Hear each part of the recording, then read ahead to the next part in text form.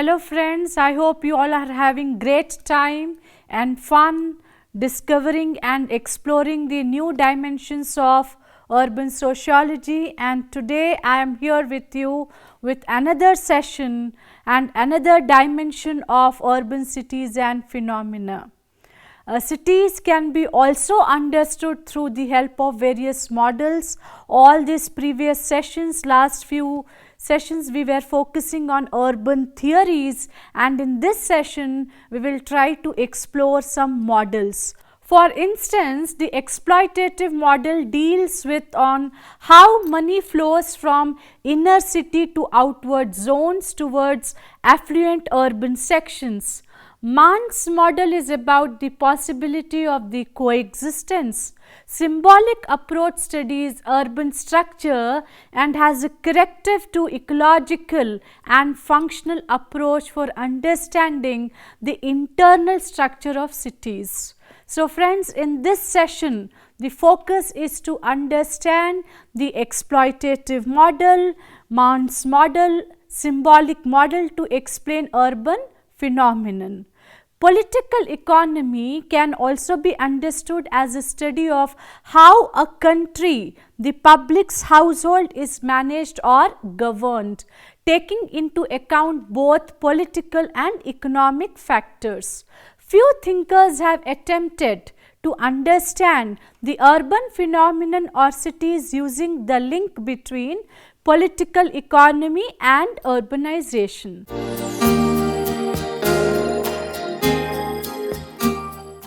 William Bunch, on the basis of his study of Detroit city in United States of America, has presented exploitative model of urban growth. This theory divides the city into three semicircular concentric zones, depicting how money flows from the inner city to outward zones towards the affluent urban sections. This division is based on the ownership of resources and ability to pay. The three semicircular concentric zones which are important elements of this model are the city of death, the city of need, and the city of superfluity. The inner city is described as city of death because it is characterized by a center of exploitation by the remaining two semicircular concentric zones. The inhabitants of city of death are poor and exploited through two different taxes such as machine tax and death tax. Payment of wages below the worker's worth is described as the machine tax. Therefore, if workers are paid less than their work output, surplus exaction is viewed as the machine tax. The second tax, that is the death tax, is paid by the poor residents in terms of paying higher price of food, housing, other consumer items and services.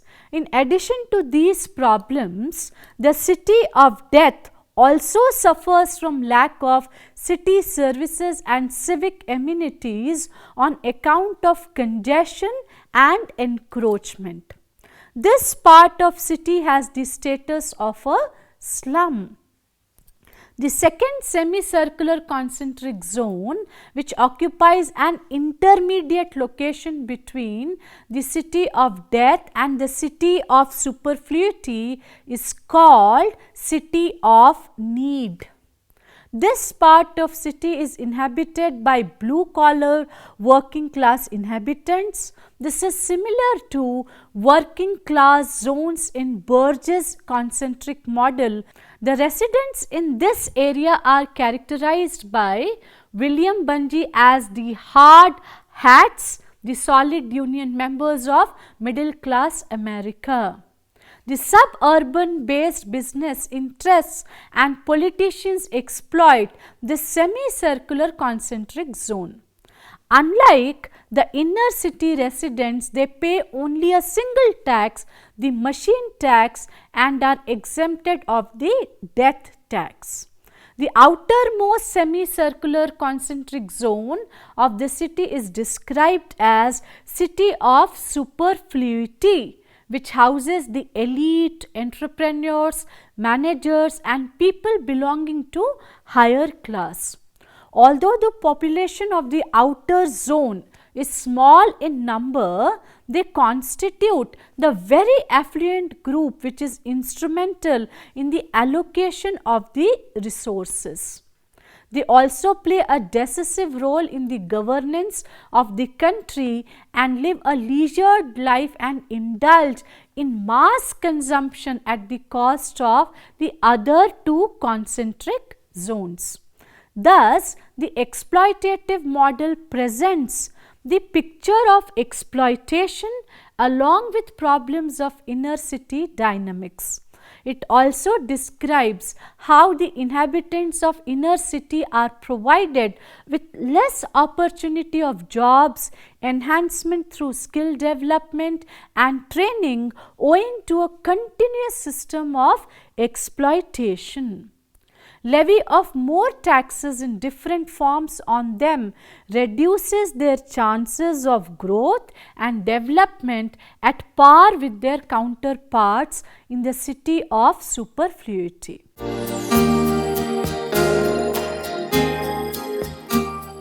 Peter Mann expressed that the sector and concentric theory show the possibility of coexistence, and Hoyt sectors are just a refinement rather than a radical alteration of the concentric mode of ecological model. Mann suggests that urban structure of the typical medium-sized British city shows internal differentiation but not complexities as seen in a city. Mann developed this model on the basis of his study of three industrial towns of England: Huddersfield, Nottingham and Sheffield. In this study, he tried to apply Burgess' concentric zone and Hoyt sector model. He assumed that due to the prevailing wind direction from southwest, the higher class housing would be located in the northeast of the central business district. Peter Mann's study suggests these aspects with regard to urban growth. What are they? The higher class residences are not concentric of central business district but located beside a few pockets of the city. Secondly, industries are found in sectors along the main lines of communication. This resembles the sector model as proposed by Homer Hoyt. The third aspect is the lower class housing area is designated as zone of older housing. The areas of higher class housings are relatively modern houses and situated away from the industries and smoke. Mann also says the role of local governance in slum clearance and gentrification is given significance unlike the models of Burgess and Hoyt. The emergence of large council estates becomes possible to protect the interest of the working class or lower income group in the city. Peter Mann's study is different from the existing models in different ways. Peter's observation is solely based on the European city, which possesses its own historicity and social structure as different from the American cities. His suggestion that even through a small sample generalization may be made opens the gateway to a variety of approaches for the study of urban structure.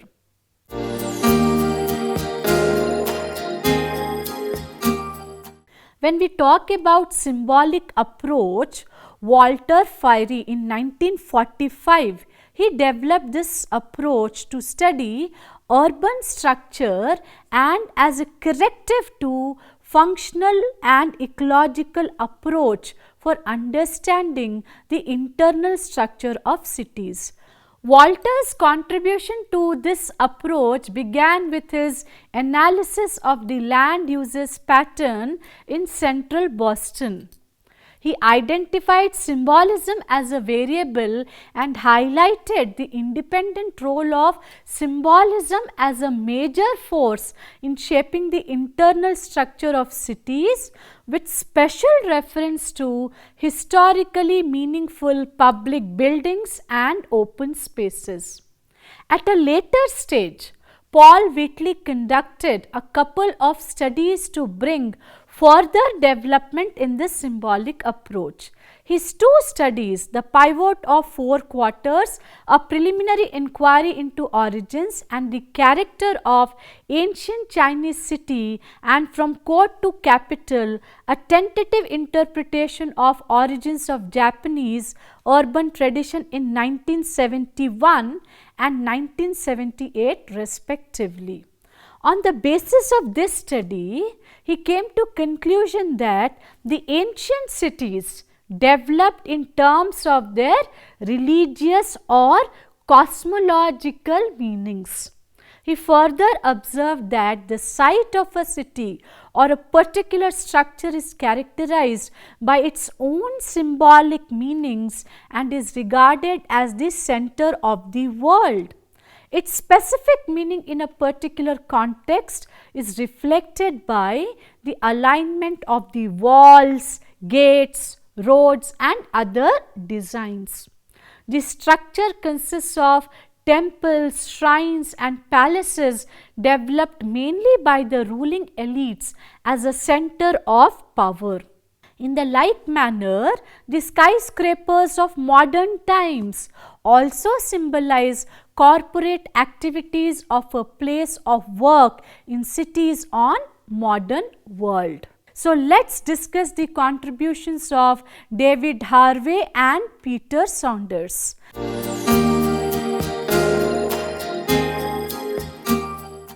David Harvey was a Marxist geographer and was influenced by Henry Lefebvre's writings on the urban analysis of Marx and Engels.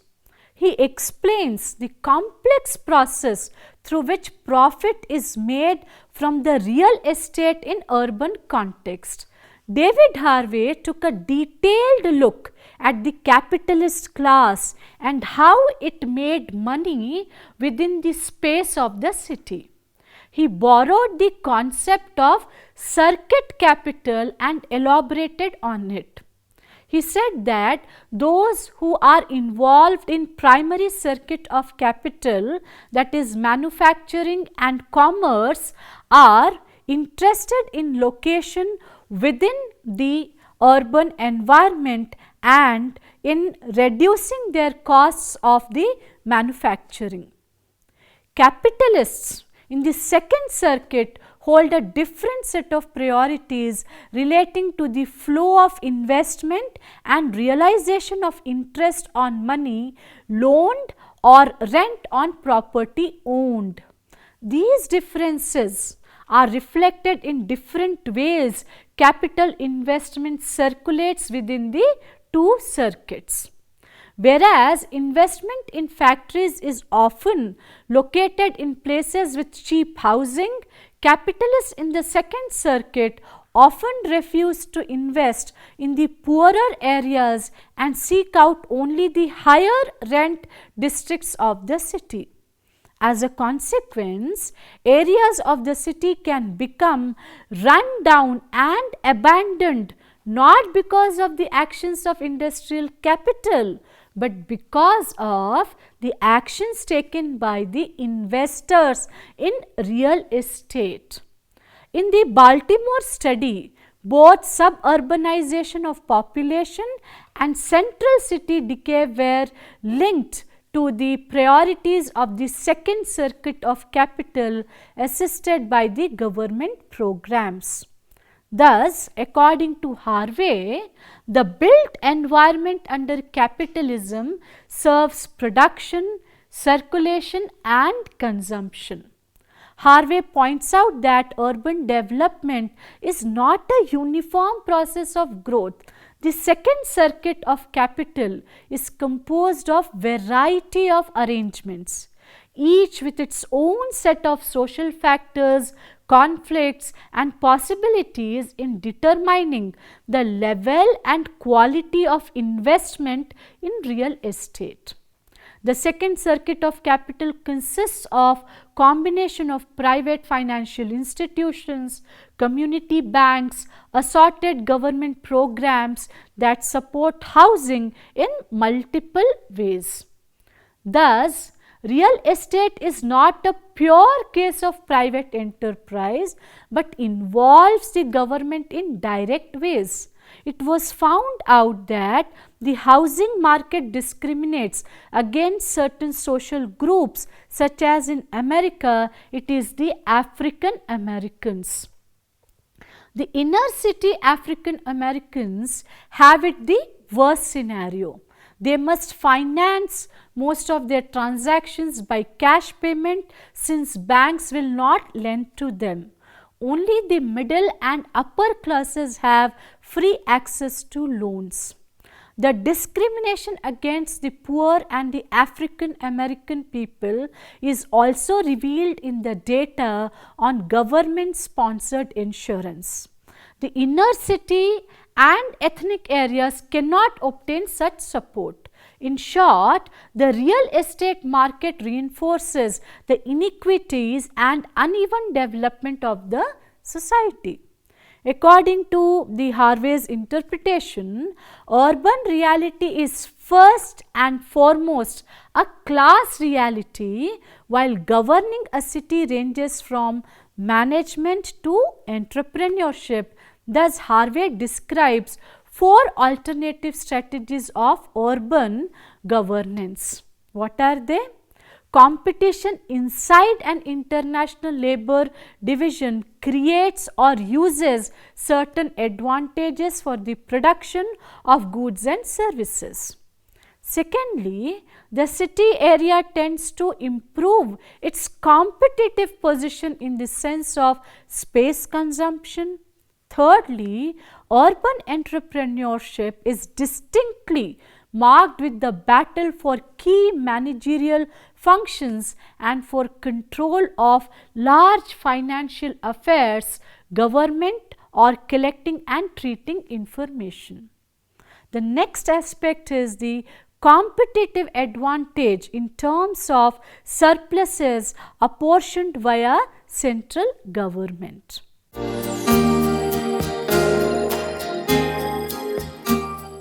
Saunders makes a critical assessment of major theories in urban sociology and the way they have conceptualized the urban. In fact, Saunders confronts controversial issues such as empirical validation of theory and the question of structural determination versus human agency in urban explanation. The 3 major social theorists assessed by Peter Saunders in Capitalism is that of Karl Marx, Max Weber and Emile Durkheim. Saunders begins his search for a specifically urban theory for urban sociology. Saunders asserts that these 3 thinkers, Karl Marx, Max Weber, Durkheim, have theorized the social relations of capitalism, but not to have proposed any theory of the city or the urban. The modern city is seen in their work simply as the most visible expression of developments in society as a whole.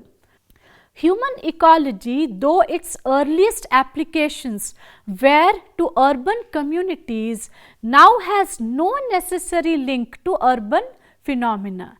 It has become a specialized sort of structural functionalism concerned with how human aggregates adapt to changing conditions, and there is nothing specifically urban about that. Recent attempts to find a new sociology of the city on the concept of housing classes have seemed to fail for several reasons. What are they? The reasons include the need for patterns of housing consumption to be analyzed with a theory of class structure or ideology rather than a theory of city. Saunders also asserts that detailed critical discussion of Marxist explanations, especially those of Cassels and Lefebvre, have treated urban theories as ideological rather than scientific. Even the Marxist work, which conceptualizes the urban as a spatial unit of collective consumption, uses the process of consumption as theoretically significant and the city as one expression of this. Urban struggles similarly are theorized in their relation to class struggle rather than to the spatial context in which they arise. According to Saunders, sociologists have not been able to theorize the urban. Rather, they have linked theories of social processes to particular spatial outcomes. Saunders concludes that urban sociology, despite its name, must have a non-spatial theoretical core. He proposes the development of a distinctive urban sociology based upon theoretical analysis of three aspects. What are they? Social consumption, local government, and competitive politics. Peter Saunders' focus was on the concept of an urban specificity. Whether or not there is something specifically urban, cultural, economic, political, that can be understood in terms of specifically urban processes. For Peter Saunders, there are no necessary relations between space and social relations. Accordingly, the idea of urban studies demarcated by a set of processes that urban sociologists, economists, geographers, anthropologists, etc. can call their own makes no sense. In this way, he establishes the conditions for certain tensions characteristic of advanced capitalist societies. Economic management versus social provision, planning versus the democratic accountability, centralization versus the local autonomy.